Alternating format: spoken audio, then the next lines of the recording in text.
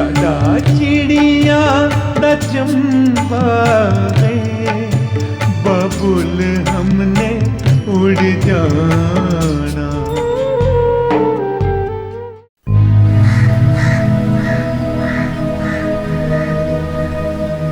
वन्ना, एक मिनट वन्ना।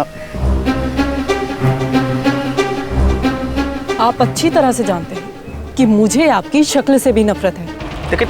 लेकिन ये भी आप अच्छी तरह जानते हैं कि मैं इस नफरत का हकदार नहीं हूँ। ओह वाह, एक लड़की की जिंदगी तबाह करने वाला, एक बाप की पगड़ी पूरी बिरादरी में उछालने वाला ये बोल रहा है कि वो नफरत का हकदार नहीं है। उसके साथ प्यार से पेश आया जाए। वरना ये गलत है। अगर मैंने ऐसा कुछ किया होता तो मैं आपकी बात सुन लेता, लेकिन देखिए, आप जो भी हैं मुझसे उम्र में बड़े हैं और मेरे माँ बाबूजी ने यही सिखाया है कि अपने से बड़ों की इज्जत करनी चाहिए। लेकिन माफ कीजिएगा, इससे ज्यादा इज्जत मैं आपको दे नहीं सकती। इसलिए बेहतर यही होगा कि आप बार बार मेरे सामने आने की कोशिश मत कीजिए। ये भी गलत है। ये तो महज इत्तेफाक है कि तुम मुझे दिख गई और मैं। सफाई तो आप अच्छी दे लेते हैं, लेकिन आपके लिए ये जानना जरूरी है कि मुझे सफाई देने वालों से सख्त नफरत है, क्योंकि मेरा मानना यह है कि सफाई वही लोग दिया करते हैं जो गलतियां करते हैं। और आपने जो मेरी बहन के साथ किया है ना, वो गलती नहीं, गुनाह है, गुनाह।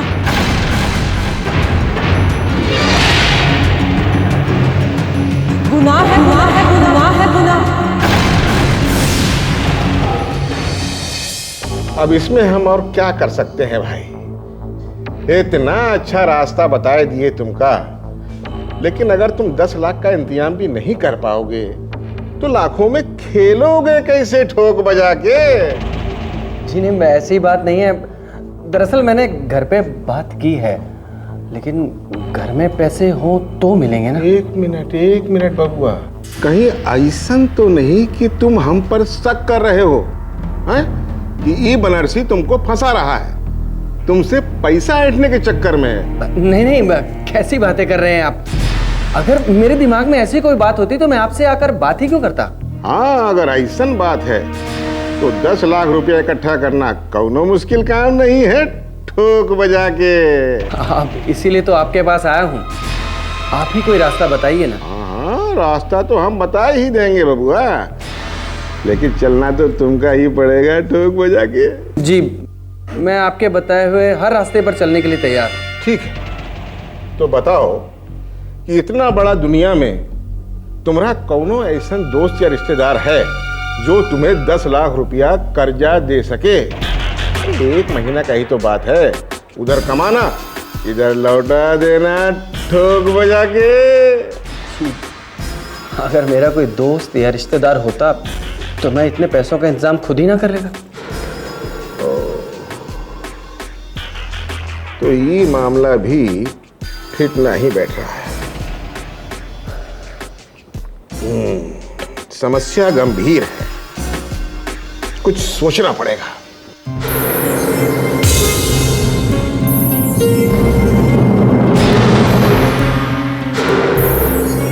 हाँ, एक रास्ता है बबुआ ठोक बजा के। जी, क्या? अरे वो जौन घर में तुम रहते हो ना, वो तुम्हारा अपना है या भाड़े का? जी, अपना है। अरे धत तेरे की, कब कहाँ यहाँ सर पकड़ कर बैठे हो तुम? अरे महीना भर के लिए घर गिरवी रख दो और 10 लाख रुपया उठा लो ठोक बजा के। घर?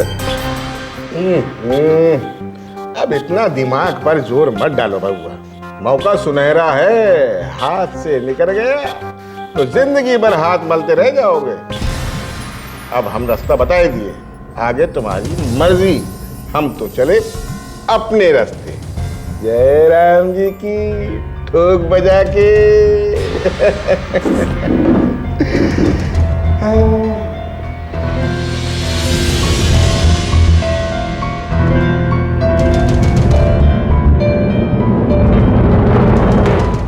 तू टेंशन मत ले, मैंने वीना भाभी को सब कुछ समझा दिया है, वो सब कुछ संभाल लेगी।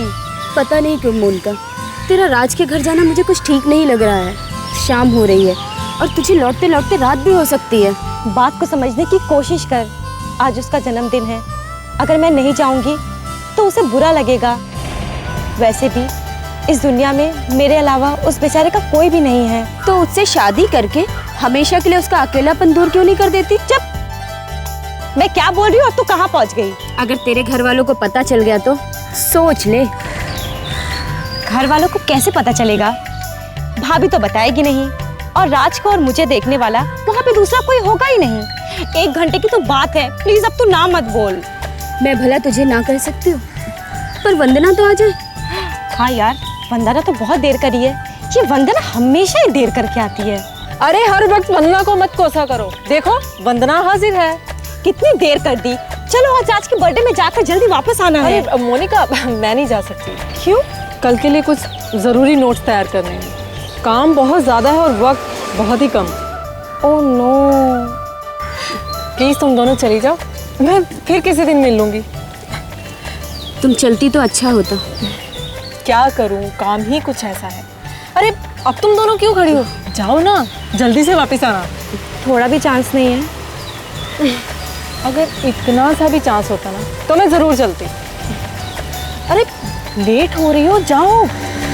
Okay, bye bye. बाय, जल्दी वापस आना। हाँ। माँ चुप कर, वो सुन लेगी। सुनती है तो सुनने दो, मैं डरती है मेरी बुला से? नहीं, तू क्या डरती है? सच है तो सच है, झूठ है तो झूठ है। बहू, मोनिका कुछ बोल के गई थी क्या? जी माँ जी, वो आज मोनिका ने कहा था कि उसकी एक्स्ट्रा क्लास है, वो घर देर से आएगी। हाय मैं मर जा, उसने तेरे को बोला, तूने हमें बताया नहीं? सुबह की हमारी जान निकल गई, जवान बेटी घर से बाहर गई है, अभी तक नहीं, इसने बताया नहीं, भूल गई। हेलो हेलो, हाँ कौन बोल रही हैं? आप कौन बोल रहे हैं और किससे बात करनी है? अरे का कीजिएगा हमरा नाम जानकर। तनी वो मोनिका की माता श्री को फोनवा दीजिए ना। हाँ हाँ, मैं मोनिका की माँ बोल रही हूँ। अच्छा अच्छा, बहन जी जयराम जी की। वो कहा है ना कि फोनवा पर पहली बार बात कर रहा हूँ तो पहचान नहीं पाए। वो अलका और मोनिका राज की बर्थडे पार्टी पर आई हुई है ना।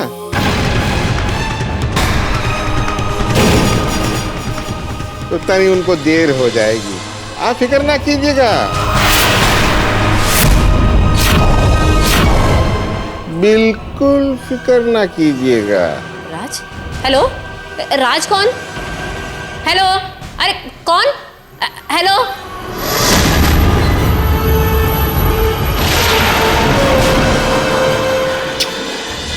हुई गवा काम, ठोक बजा दी।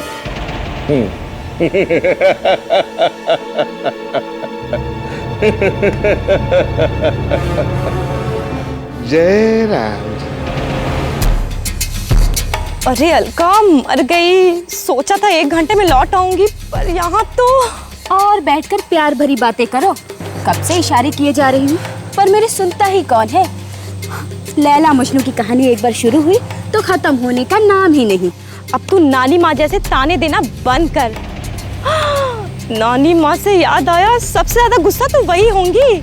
अच्छा ही है, मैं तो चाहती हूँ कि आज तुझे इतनी डांट पड़े कि तेरे सिर पर से प्यार का भूत उतर ही जाए। अलका, तू मुझे डराना बंद कर। इतनी रात हो गई है, पता नहीं ये कमबख्त ऑटो वाले मिलेंगे भी या नहीं। जब काम ना हो तो 100 मिल जाते हैं, और जब काम पड़े तो एक भी नहीं मिलता। अब तू ऑटो वाले को कोसना छोड़ और चल मेरे साथ।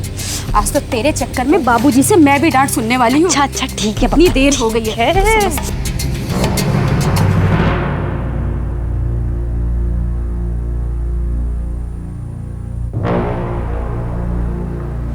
कहाँ से आ रहे हो? भैया, वो मेरी एक्स्ट्रा क्लासेस थी।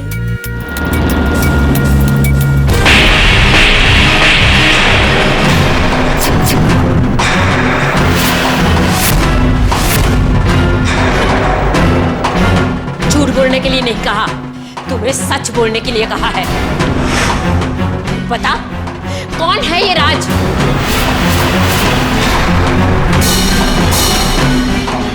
कौन राज?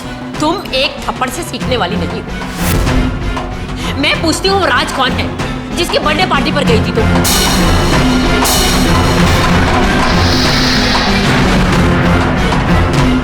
जो बेटी इस घर की चौखट से बाहर निकलने से पहले बड़ों की इजाजत लिया करती थी,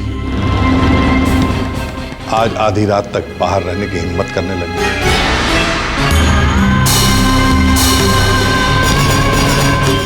हिम्मत तो ये कर चुकी, पर इससे ये तो पूछ कि ये राज कौन है? मोनिका, रात से तेरा कोई संबंध है या फिर अलका तुझे साथ ले गई थी? यही सच है, अलका ही इसको साथ लेके गई। पहले से ही मुझे इसके चाल चलन अच्छे नहीं लग रहे थे। मैं तो पहले ही कह रही थी कि लड़की अच्छी नहीं है। इन नंदलाल की बेटी को बहुत आजादी मिली हुई है और यही आजादी का फायदा उठा रही है ये। अलका, तुम्हारे घर में इज्जत कोई अहमियत नहीं रखती, लेकिन हमारे घर में इज्जत सबसे प्यारी है।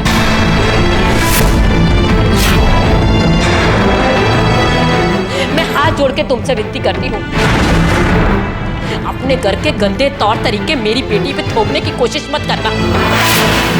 आज तुमने गलती की है, दोबारा मत दोहराना।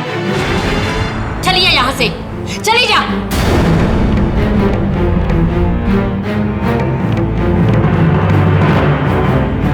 और तुम, आज तुम्हारी ये पहली गलती है, इसलिए माफ कर रहा हूं।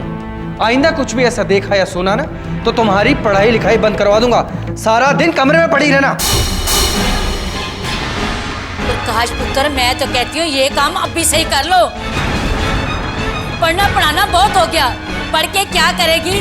ससुराल जाके तो चूल्हा ही जलाना पड़ेगा ना इसको। ये कैसी बातें कर रहे हैं आप लोग? क्यों आप बेवजह इसकी जिंदगी खराब करने पे तुले हैं? इसकी जिंदगी हम नहीं, तुम खराब कर रही हो।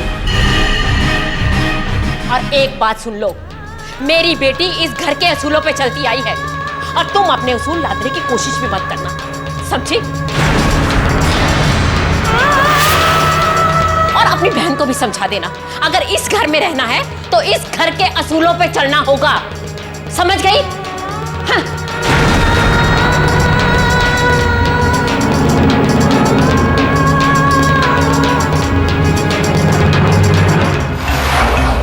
कमाल कर दिया मामे, तुम्हारे इस एक फोन कॉल ने बाबूलाल के घर में कुछ दिनों नहीं तो कुछ घंटों के लिए तो परेशानी जरूर पैदा कर दी। अरे भांजा जी, तभी तो ये प्लान बनाए रहे। तुम तो बेकार में ही घबरा रहे थे कि मामा मत करो फोन, मत करो फोन। अब मान गए ना मामे को ठोक बजा के। मामा, तुम्हारे दिमाग की तो मैं शुरू से ही दाद देता हूँ, इसीलिए तो मैं तुम्हारे आगे कुछ बोलता नहीं हूँ। लेकिन मामा, जब भी मैं माँ को देखता हूँ ना तो मेरा खून खौल उठता है। दिल करता है इस बाबूलाल के खानदान को जड़ से खत्म कर दूं। लेकिन मॉम उन्हें तड़प तड़प कर मरते देखना चाहती है। ऐसा करना भी मत भांजे, क्योंकि हमें वही करना है जो हमारी प्यारी बहना चाहती है। और वैसन तैयारी तो हम लोग कर ही चुके हैं ना। एक तरफ तुम बाबूलाल की इज्जत पर वार कर रहे हैं और दूसरी तरफ हम ओकर बची कुची दौलत पर वार कर रहे हैं। लेकिन भांजी, एक बात बताओ, कभी तुम्हारे दिल में ये आया कि तू लड़की से सच्ची में मोहब्बत करने लगे हो ठोक बजा के? मामे, ऐसा कभी सोचना भी नहीं।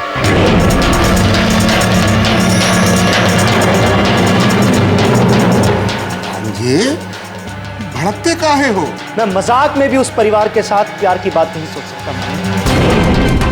और जहां तक मोनिका का सवाल है, ये मेरा दिल ही जानता है कि जब मैं उससे प्यार की बात करता हूं तो मेरे दिल पर क्या बीतती है। हम समझ सकते हैं भांजे, हम समझ सकते हैं कि बाबूलाल के लिए तोहरे लोगन के मन में जितनी नफरत है ना, उतनी नफरत हमारे दिल में भी है। अरे इतना सोचकर अपना खून काहे जलाएं भांजे? हम मामा भांजा पक्के शिकारी हैं। बाबूलाल जैसों का तो शिकार हर हाल में कर ही लेंगे ठोक बजा के।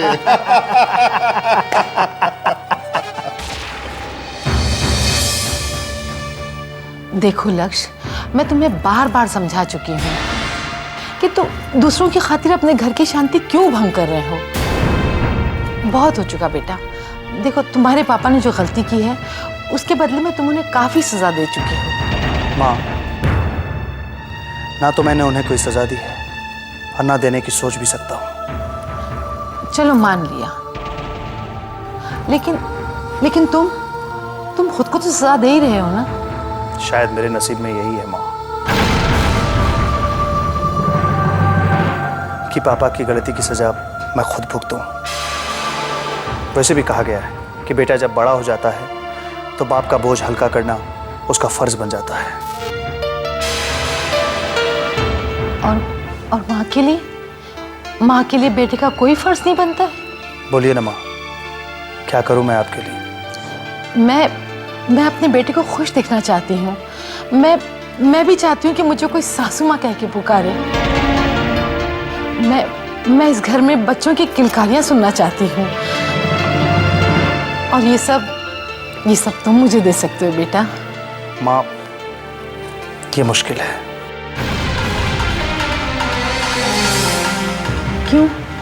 क्यों मुश्किल है लक्ष्य?